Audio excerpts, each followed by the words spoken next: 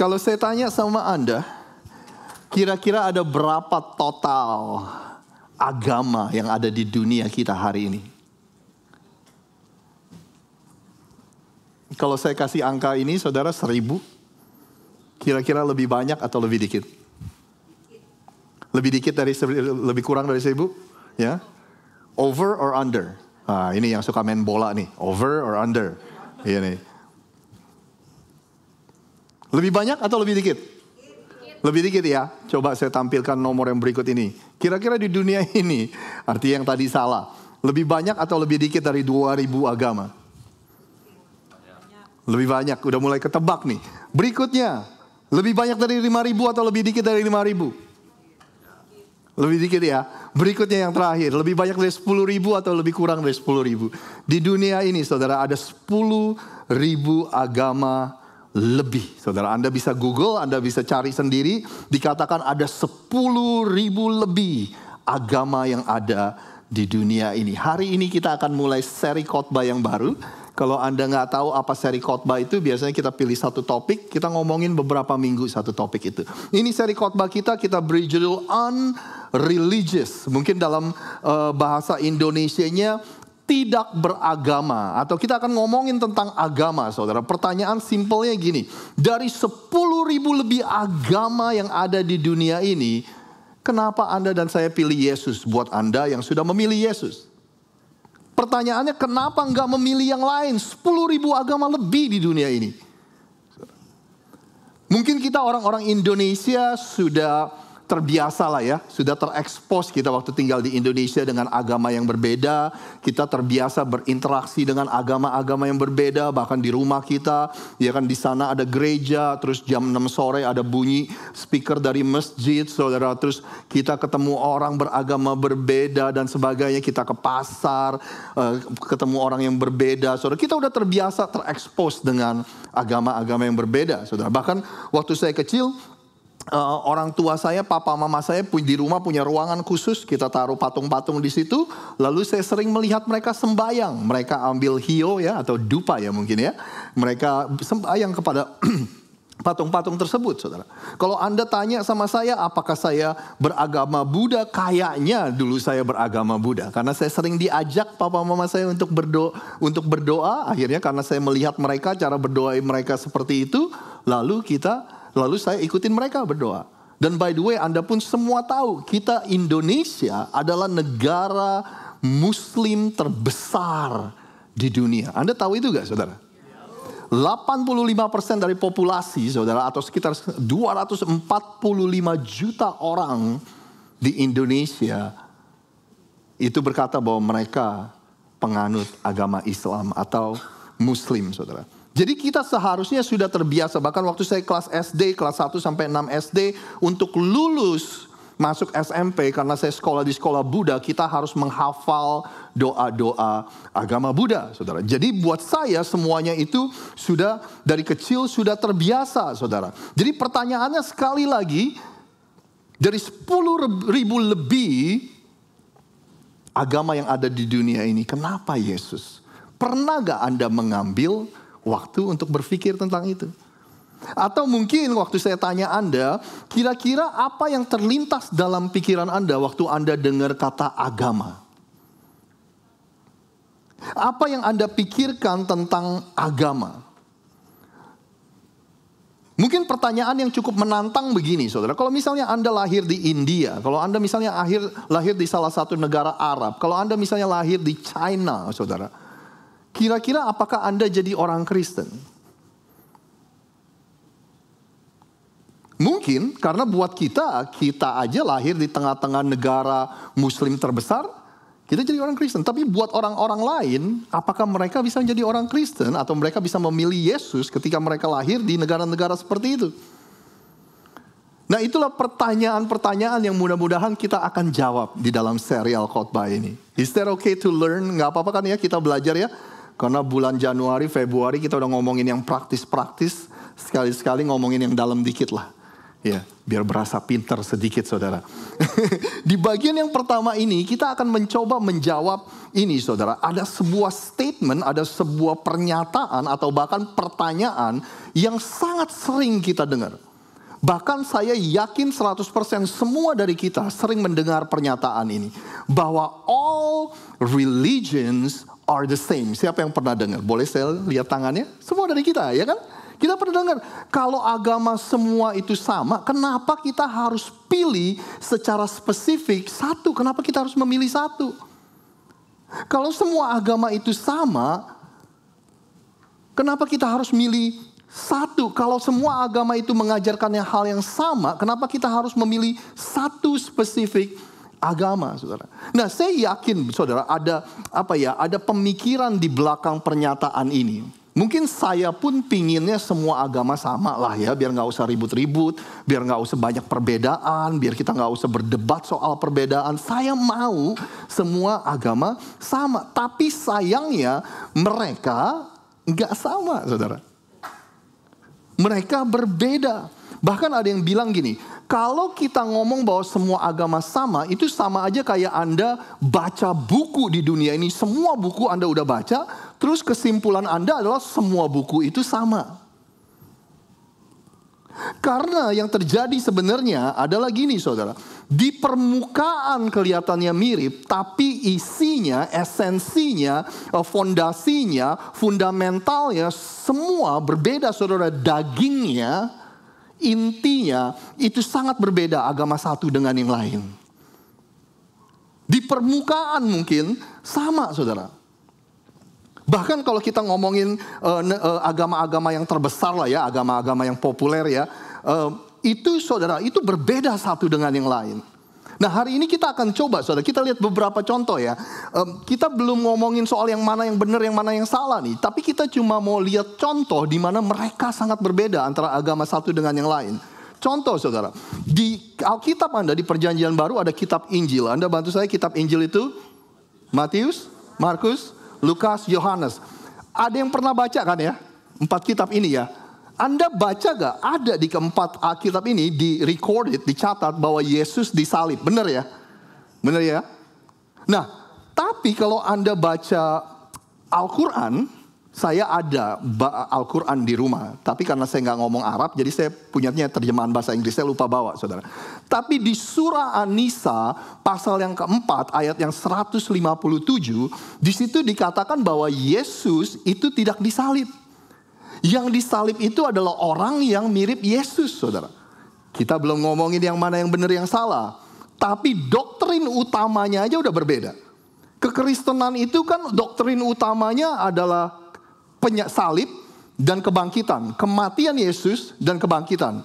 Anda masih bersama dengan saya? Ya kan? Nah, jadi kalau intinya aja udah beda, dagingnya udah beda, esensinya atau fundamentalnya udah beda, gimana kita bisa bilang semua agama sama, saudara? Siapa yang tahu agama nomor 3 terbesar di dunia?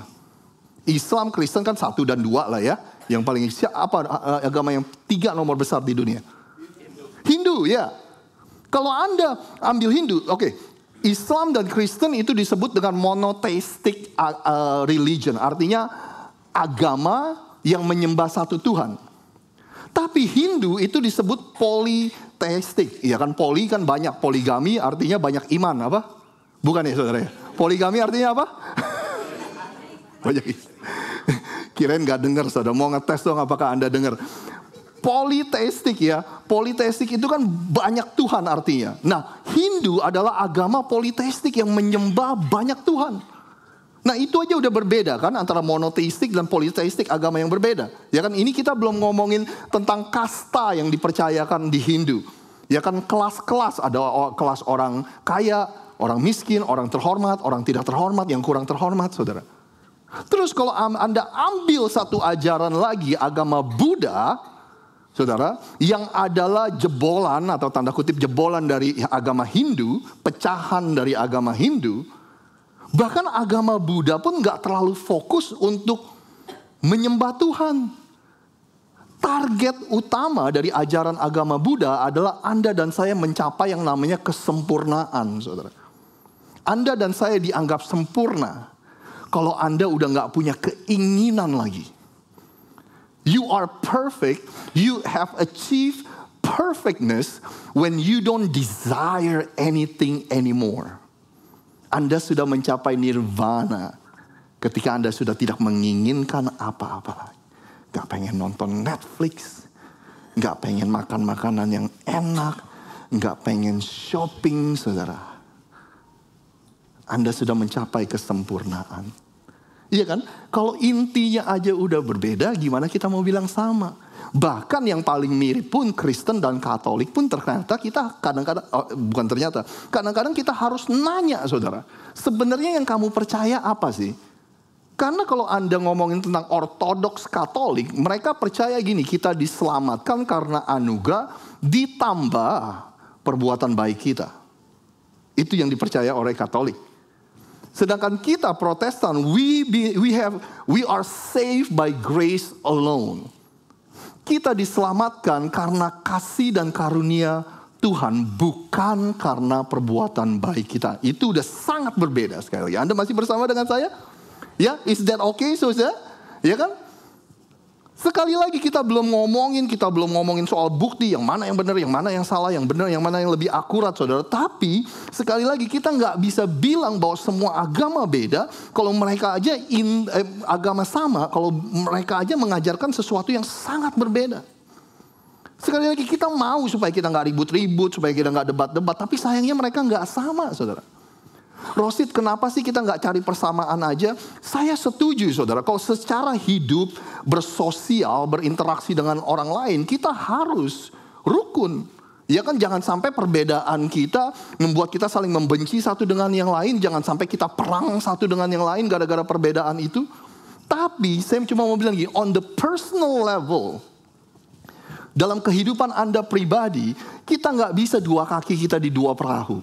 Anda mengerti maksud saya? Kita nggak bisa bilang sama kalau yang baru saja kita bahas intinya itu sangat berbeda. Sebenarnya hal-hal ini nggak baru, saudara. Dari dulu udah ada. Ini namanya religious pluralism. Religious pluralism yaitu agama yang plural, yang banyak, saudara. Artinya gini, religious pluralism. Nanti kita ngomongin lagi deh.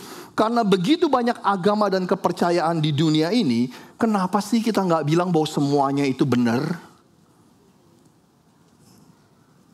Nah, hari ini ada yang menarik, saudara. Kita akan sama-sama baca. Kita akan baca banyak ayat, ya kan? Biar rohani sedikit, saudara. Kita baca banyak ayat. Hari ini kita akan lihat di kitab para rasul. Ada yang tahu? Ada yang pernah baca kitab para rasul? Ya kan, dari 4 Injil yang tadi saya bilang, ya kan? Terus setelah 4 Injil itu di Alkitab Anda ada kitab para rasul. Nah, kitab para rasul ini apa sih? Kitab para rasul ini seperti cerita atau sejarah tentang gereja mula-mula.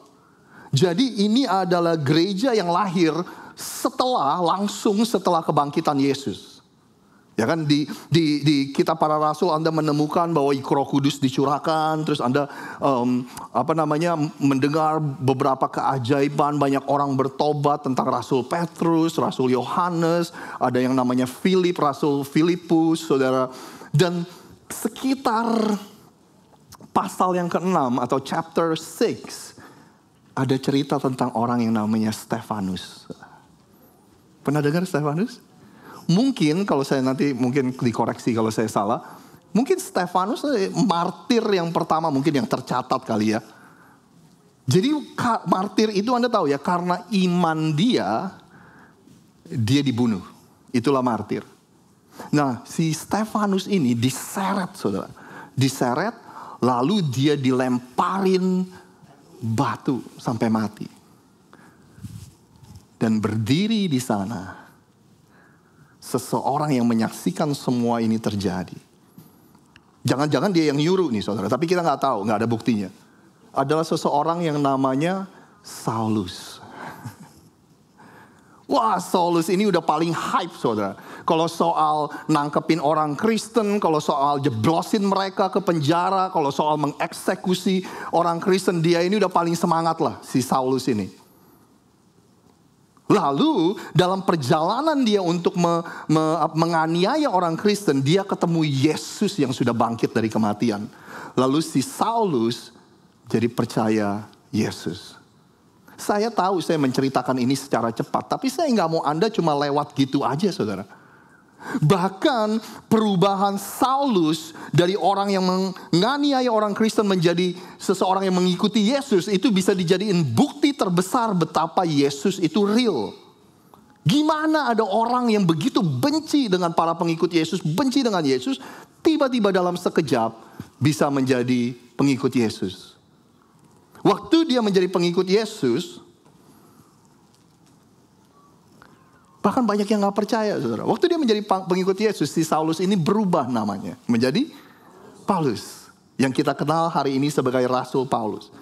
Begitu dia ketemu Yesus, dia dedikasikan hidupnya sepenuhnya untuk Yesus. Dia pergi ke berbagai tempat. Dia memberitakan tentang kebangkitan Yesus. Dia memulai gereja-gereja di kota-kota. Saya ada petanya, saudara. Ini gambaran perjalanan Paulus. Di lautan Mediterranean, lalu di Asia kecil, saudara, dia pergi. Dalam dia memberitakan kabar baik tentang Yesus. Dia digigit ular, dia digebukin, perahu yang dia naikin juga hancur, saudara, dia hampir tenggelam, semuanya itu dia lewatin. Dan waktu itu gak ada yang namanya Tylenol, saudara. Suatu hari, ini yang akan kita lihat. Suatu hari, Paulus ada di kota Athena. Athena itu di mana? Di Yunani, di Greece. Dan kita akan lihat ceritanya. Ini sangat berhubungan dengan apa yang kita bicarakan hari ini. Kisah Para Rasul 17 ayat yang ke-16. Anda perhatikan boleh di depan. Sementara Paulus menantikan mereka di mana, saudara? Di Athena. Sangat sedih hatinya karena ia melihat bahwa kota itu penuh dengan patung-patung berhala. Jadi Paulus gini, ketika Paulus menantikan mereka di Athena, jadi dalam perjalanan Paulus dia gak sendirian. Dia seringkali ditemenin rekan sepelayanannya. Nah waktu itu dia lagi nungguin Timotius sama Silas di Athena. Tapi dia gak tahan, saudara. Dia udah gak bisa nunggu lagi. Karena waktu dia masuk kota Athena, dia stres banget. Karena dia melihat ada begitu banyak patung, ada begitu banyak altar, ada begitu banyak Tuhan-Tuhan yang berbeda-beda di seluruh kota Athena. Banyak banget Tuhannya. Lalu ayat berikutnya, karena itu di rumah ibadat ia bertukar pikiran dengan orang-orang Yahudi dan dengan orang-orang, bahasa terjemahan Inggrisnya, dengan orang-orang Yunani yang takut akan Allah. Dan di pasar setiap hari dengan orang-orang yang dia jumpai di situ. Jadi Paulus seperti biasa, ketika dia pergi ke tempat-tempat, dia itu berinteraksi dengan orang lain. Karena tujuan dia ingin memberitakan tentang Yesus yang sudah bangkit dari kematian. Lalu ketika dia berinteraksi dengan orang, dia juga bertemu dengan beberapa ahli pikir dari golongan Epikuros dan Stoa, bersoal jawab dengan dia, dengan Paulus. Ada yang berkata, apa yang hendak dikatakan si Pleter ini? Apa sih itu Pleter, saudara? Orang yang suka ngomong ya. Si Pleter ini katanya. Tetapi yang lain berkata, rupa-rupanya ia adalah pemberita ajaran dewa-dewa asing. Sebab Paulus memberitakan Injil tentang Yesus dan tentang kebangkitannya. Jadi dia ketemu dengan dua kelompok orang yang adalah jebolan dari sekolah Yunani, saudara. Dua kelompok filsuf-filsuf. Yang satu namanya Epikuros, yang satu lagi kelompoknya namanya Stoa. Sedikit aja supaya nggak membosankan Anda, Epikuros itu sekali lagi adalah kelompok para filsuf. Tapi sama Stoa itu mereka punya perbedaan yang berbeda. Epikuros percaya bahwa setelah kematian udah nggak ada apa-apa lagi. Kalau kita mati, mati lampu, selesai udah nggak ada afterlife, nggak ada kehidupan setelah kematian. Oleh sebab itu, their pursue yang mereka kejar adalah mereka menikmati dunia ini senikmat-nikmatnya. Karena kalau udah mati udah nggak ada apa-apa lagi. Ya kan? Orang anak-anak muda zaman dulu sih ngomongnya YOLO, you only live one. Kita cuma hidup sekali, habis mati nggak ada apa-apa lagi. Ya udah, let's full on pleasure, experience, anything. Lalu kelompok Stoa, mereka berbeda, saudara. Apa yang dikejar adalah virtue, nilai-nilai yang baik, kebaikan-kebaikan. Kenapa kita mengejar nilai-nilai yang baik? Ya nggak tahu. Pokoknya saya ingin jadi orang baik aja. Itulah dua kelompok yang Paulus berinteraksi dengan mereka.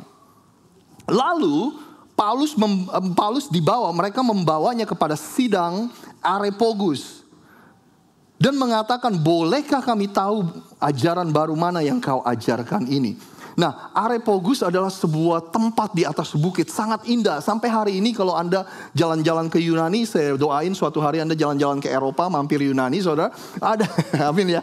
Ada tempat di atas bukit Areopagus, saudara.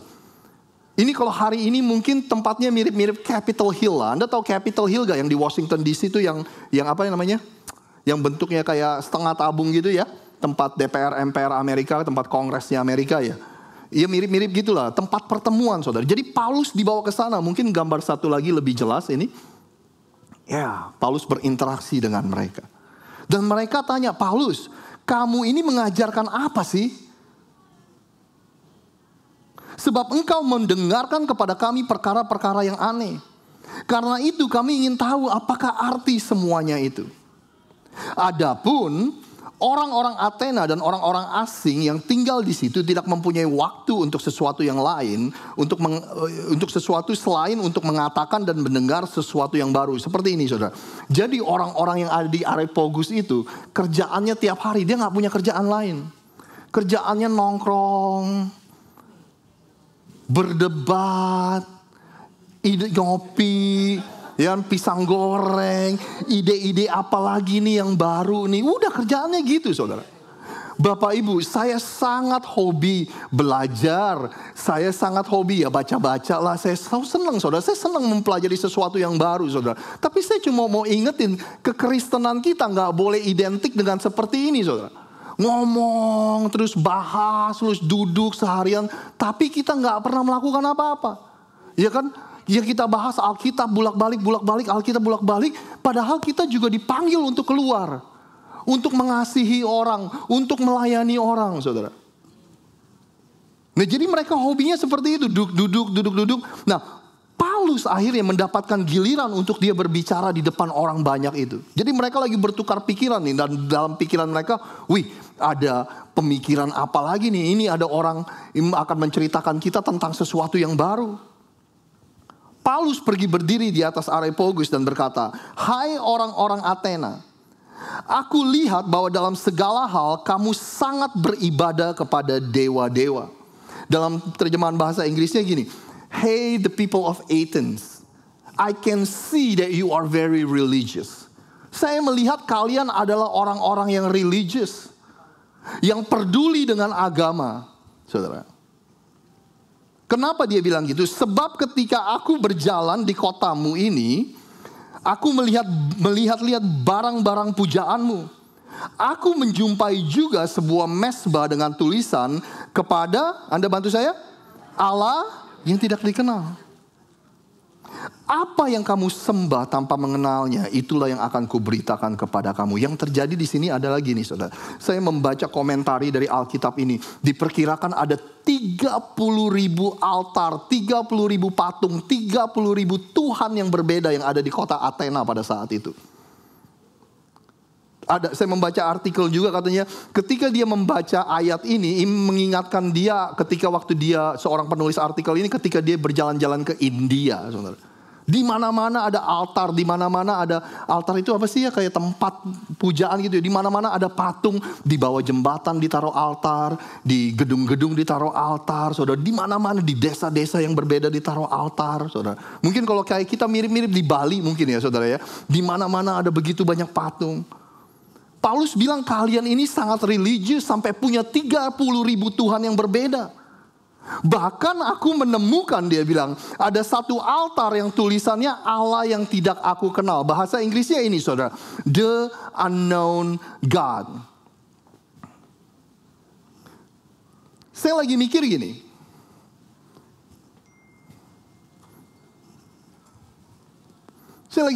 Saudara.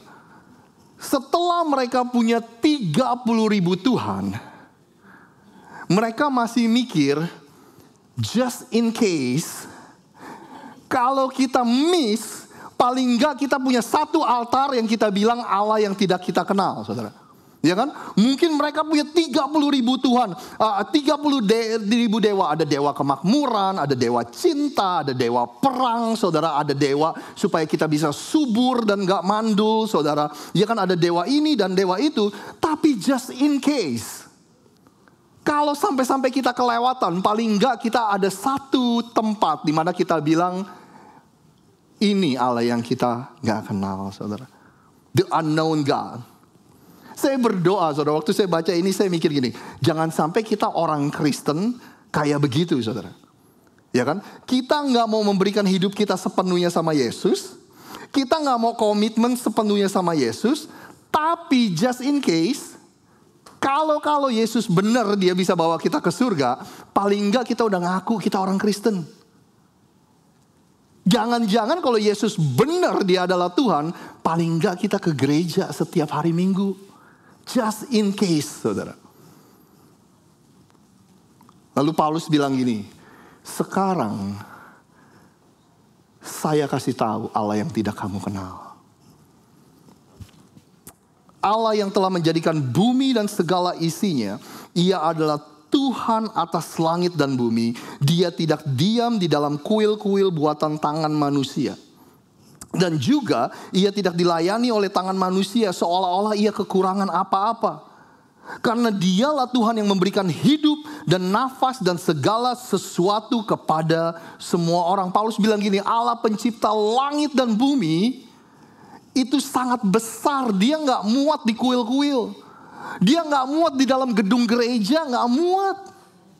Allah pencipta langit dan bumi, dia tuh gak butuh apa-apa dari kita. Kita kasih sesajen, kita kasih buah, kita kasih makanan, kita kasih sedekah, kita kasih uang. Dia gak butuh apa-apa dari kita, kata Paulus. Bahkan dialah yang memberikan kita hidup, nafas, dan segala sesuatu kepada semua orang. Lalu Paulus bilang gini, dari satu orang saja ia telah menjadikan semua bangsa dan umat manusia untuk mendiami seluruh muka bumi. Dan ia telah menentukan musim-musim bagi mereka dan batas-batas kediaman mereka. Paulus bilang gini, Tuhan, alasan Tuhan menciptakan manusia, menciptakan Anda dan saya karena He wants a relationship with us. Dia mau punya hubungan dengan kita, saudara. Tuhan ingin kita memenuhi bumi, saudara. Bahkan ketika kita jatuh dalam dosa, Tuhan tetap memberikan jalan untuk kita bisa kembali kepada Dia. Supaya kita bisa berdamai kembali kepada Allah setelah kita jatuh dalam dosa. Dan Tuhan yang mempunyai hubungan sama kita, Dia juga yang akan menentukan musim-musim kehidupan Anda dan saya. Artinya Dia juga yang menentukan apa yang terjadi di dalam sejarah dunia ini. Supaya kita nih saudara mencari Dia. Dan mudah-mudahan menjamah dan menemukan Dia walaupun Ia tidak jauh dari kita masing-masing. Tuhan itu gak jauh. Bahkan Dia lebih dekat dari nafas kita sendiri. Sebab di dalam Dia kita hidup, kita bergerak, kita ada. Seperti yang telah juga dikatakan oleh pujangga-pujanggamu. Sebab kita ini dari keturunan Allah juga, saudara. Kita hidup, kita bergerak karena semua karena Tuhan. Kalau kita menyadari bahwa kita membutuhkan Tuhan, kalau kita mengenal Tuhan, maka kita akan tahu untuk apa kita diciptakan dan untuk apa kita ada di dunia ini. Terus dia bilang gini, pujangga-pujangga kalian, Paulus pakai kebudayaan orang Yunani. Iya kan, seniman-seniman kalian, pujangga-pujangga kalian bilang bahwa kita ini adalah anak-anak Tuhan. Ya kan, Zeus, dewa Zeus adalah Tuhan atau dewa Zeus adalah anak Tuhan. Jadi Paulus pakai kebudayaan dia untuk menyampaikan sesuatu, saudara. Kalau kebudayaanmu saja berkata bahwa kita adalah anak-anak Tuhan, dia berkata gini, karena kita berasal dari keturunan Allah, kita gak boleh berpikir bahwa keadaan ilahi sama seperti emas atau perak atau batu, ciptaan kesenian dan keahlian manusia. Maksud Paulus gini, saudara. Kalau misalnya kita bentuknya kayak gini, kita manusia bentuknya kayak gini, dan kita adalah anak-anak Tuhan, masa iya Tuhan bentuknya emas, perak, dan batu? Kalau kita keturunan Tuhan dan Tuhan bentuknya emas, perak, dan batu, seharusnya bentuk kita kayak begitu dong. Tapi kenapa bentuk kita kayak begini, Tuhan kita bentuknya kayak begitu. Makanya dia bilang Tuhan itu gak terbuat dari emas, perak, dan batu. Anda mengerti maksud saya? Dengan tidak memandang lagi zaman kebodohan, maka sekarang Allah memberitakan kepada manusia bahwa di mana-mana semua mereka harus bertobat, saudara. Bertobat itu artinya apa ya, saudara? Karena sekarang Anda sudah tahu lebih. Karena Anda sekarang sudah mendengar. Karena Anda sekarang sudah menyaksikan, saudara. Ya kan? Karena Anda sekarang sudah punya informasi lebih. Ambil dong waktu dong untuk punya pengertian. Ambil dong waktu dong untuk punya apa ya, saudara? Untuk memutuskan yang benar gitu, saudara. Jangan misalnya kita udah mendengar banyak hal, kita udah belajar banyak hal, terus ujung-ujungnya kita bilang, gak mau tahu lah, yang penting gue percayanya begini. Nah, itu artinya bertobat, saudara. Kita harus putar balik, kita harus berhenti dan punya understanding. Ya kan? Apa yang Anda ngerti kemarin gak sama dengan apa yang Anda ngerti hari ini. Karena informasi yang Anda dapat sudah bertambah, pengetahuan yang Anda dapat sudah bertambah. Itulah maksudnya Paulus. Sekarang kamu sudah mengetahui apa yang aku katakan, kamu bertobat, ayo dong punya understanding Tuhan itu gak seperti itu bentuknya. Karena ia telah menetapkan suatu hari, pada waktu mana ia dengan adil akan menghakimi dunia oleh seseorang yang ditentukannya. Suatu hari Yesus akan kembali lagi, tapi kali ini Yesus gak akan kembali sebagai juru selamat, tapi Yesus akan kembali sebagai hakim dunia ini. Sesudah ia memberikan kepada semua orang suatu bukti tentang hal itu, membangkitkan dari orang mati. Buktinya bahwa Yesus hidup, buktinya bahwa Yesus akan datang kembali karena Tuhan sudah membangkitkan Yesus dari kematian. Ketika mereka mendengar tentang kebangkitan orang mati, ketika mereka mendengar tentang kebangkitan Yesus, maka semua orang mengangkat tangan mereka dan menangis, Yesus, kata mereka, saudara.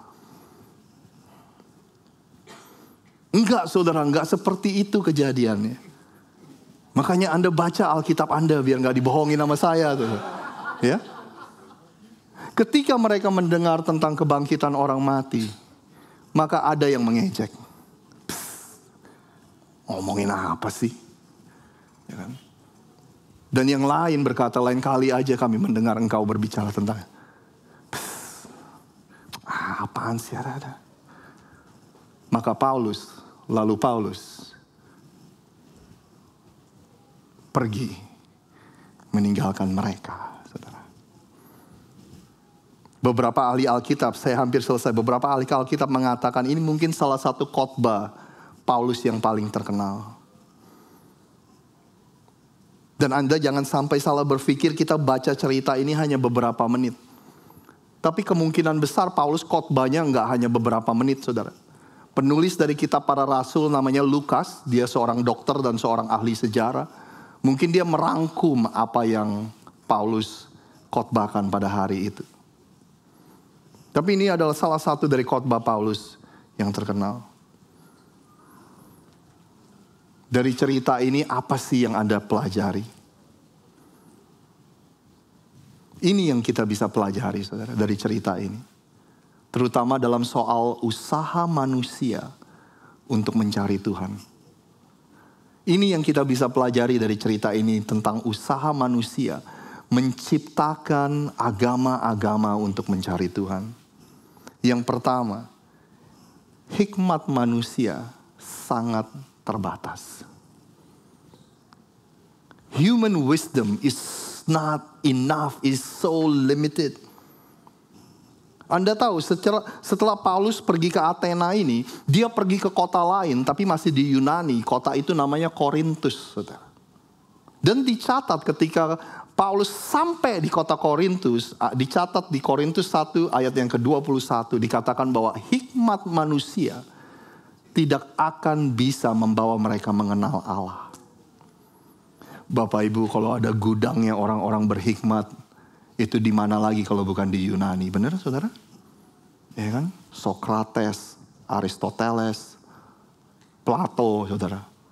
Itu adalah orang-orang yang luar biasa, orang-orang brilliant thinkers, saudara. Bahkan sistem-sistem kebudayaan Yunani sampai hari ini kita masih gunakan. Anda tahu gak? Anda tahu gak sekolah yang menghadap gurunya, guru ngajar, mungkin itu sistem Yunani. Itu sistem Yunani apa Romawi ya? Kayaknya Yunani deh. Saudara. Gudangnya orang-orang brilian. Tempat yang dimana gudangnya orang-orang brilian pun mereka harus punya 30.000 Tuhan, 30.000 dewa yang mereka harus sembah. Bahkan ada satu yang just in case. Kalau kita salah, saudara, kita bisa pakai. Hikmat manusia sangat terbatas. Filsuf-filsuf yang hebat tidak bisa membuat mereka mengenal Tuhan. Yang kedua, saudara, hikmat manusia terbatas yang pertama. Yang kedua, hati manusia itu sangat lapar akan Tuhan, saudara. Hati manusia itu sangat lapar untuk mencari Tuhan. Ada sebuah ruangan di dalam hati Anda yang tidak bisa diisi oleh apapun selain Tuhan. Sudah di reserve. Tuhan udah bilang saya buat reservation di ruangan itu ya. Anda mau isi dengan sukses, Anda mau isi dengan material, Anda mau isi dengan uang, Anda mau isi dengan kesenangan, Anda mau isi dengan pleasure. Itu tidak akan bisa mengisi kekosongan hati. Karena tempatnya di hati itu hanya untuk Tuhan. Saint Augustine, Santo Agustinus berkata, "My soul will not rest until I can rest in God." Jiwa saya, hidup saya tidak akan bisa beristirahat sampai saya bisa mengenal Tuhan. Because He made us for Himself. Karena Tuhan menciptakan kita untuk Dia, saudara. Selama kita nggak mengenal Allah yang sesungguhnya, kita akan membuat Tuhan kita sendiri, saudara.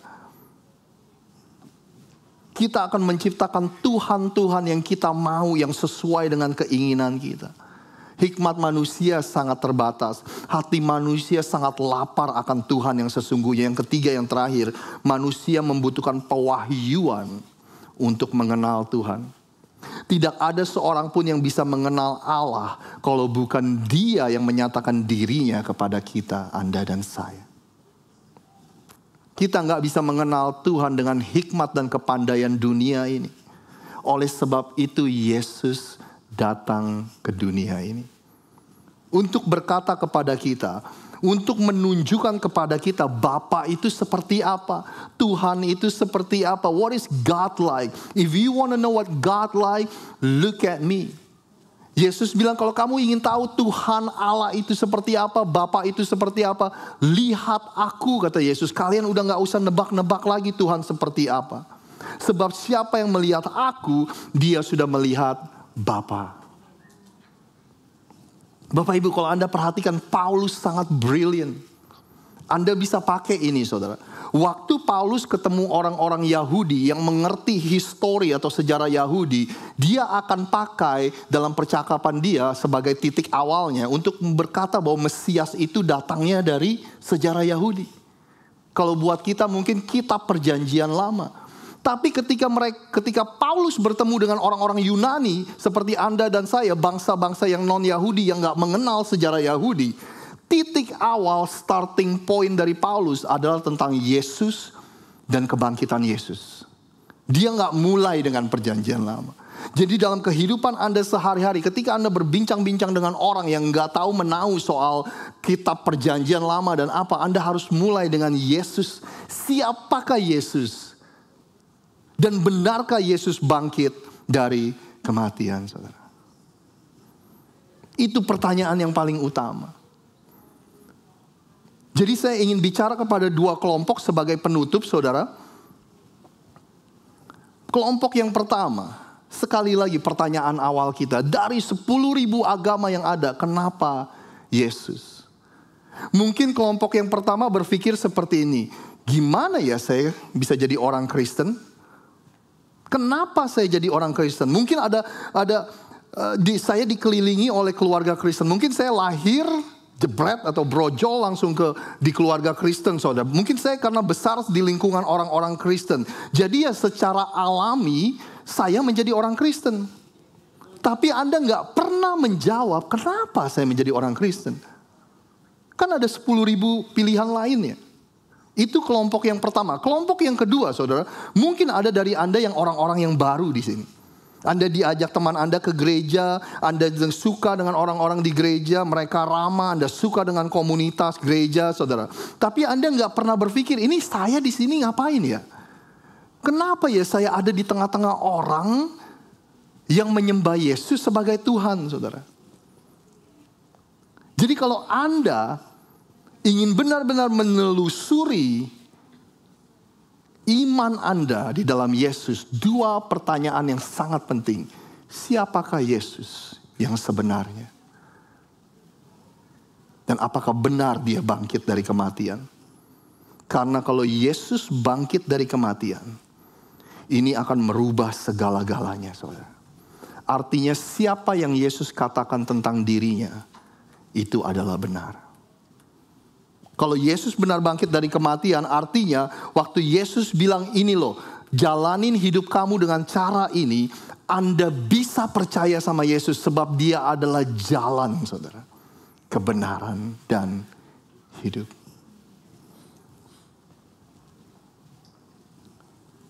Kalau Yesus benar-benar bangkit dari kematian,